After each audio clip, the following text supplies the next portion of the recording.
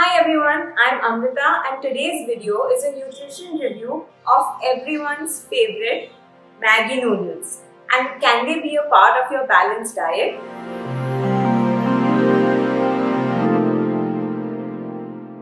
Now I know what you're thinking. Does this product even need a review?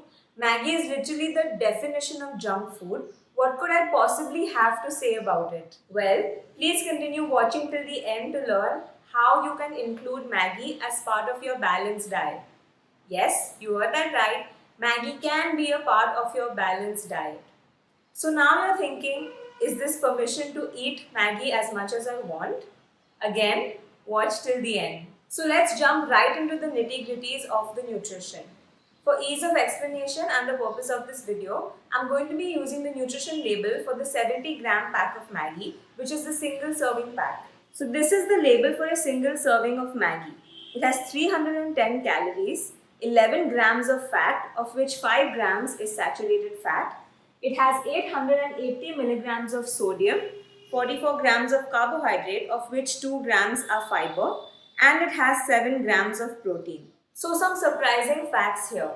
Maggi is pretty high in fat, especially saturated fat, the kind that is not so great for our hearts.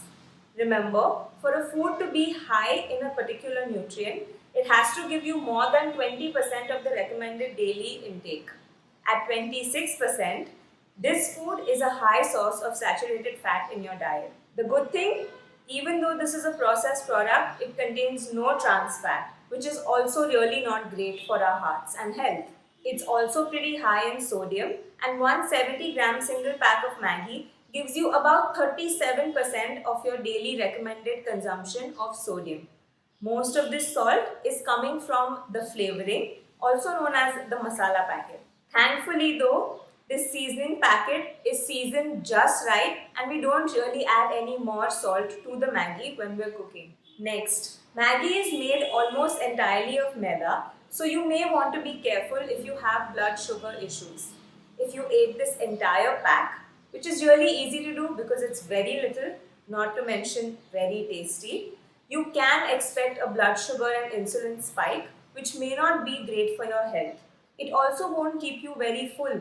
The one surprising nutrient here is 7 grams of protein. I was quite sure that Maggi has absolutely no protein in it since it's mostly just maida. But when I checked the ingredients label, I realized that they add wheat gluten to the making of the noodles. Gluten is the protein in wheat that gives food its shape and structure. So if you think about the sponginess of cakes and breads, this comes from the gluten in the wheat. So Maggi noodles makes this shape-giving functional use of wheat gluten, and that's where a lot of the 7 grams of protein is coming from. Fascinating, right? There are no real micronutrients present in Maggi in significant amounts worth commenting about. So, having said all this, should you still eat Maggi? Yes, by all means, please go ahead if you enjoy the taste of this food. If nothing else, it will help your hunger if you are eating it when you're hungry. Most of us eat Maggi for how it tastes though, and because we have emotional connections to this food. We don't necessarily eat it because it gives us any nutrients. And this is fine because we eat food for more reasons than just nutrition. So what are some ways to include Maggi as part of your balanced diet? Number one, make sure that you eat other balanced meals throughout the day to compensate for what you're not getting in the Maggi. Number two, you can increase the fiber content of your noodles by choosing the atta noodles, which would have more fiber than the regular maida Maggi.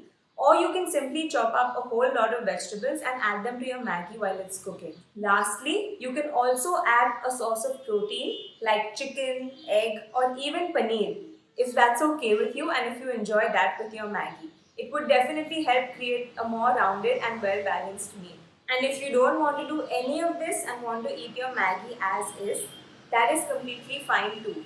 Please remember, one food is not going to make or break your health. So treat your Maggi like a treat food, and you can learn in my video right here on how you can eat your treats without compromising on your health or weight goals.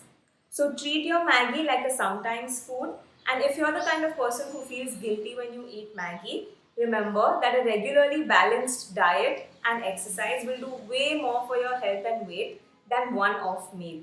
That's all for today. I hope you enjoyed this video and found it helpful. If you did, please remember to like, share and subscribe to my channel and share this video with others who will also enjoy it. If you have any questions or concerns, please leave them in the comments below. Reach out to me on Instagram or simply send me an email.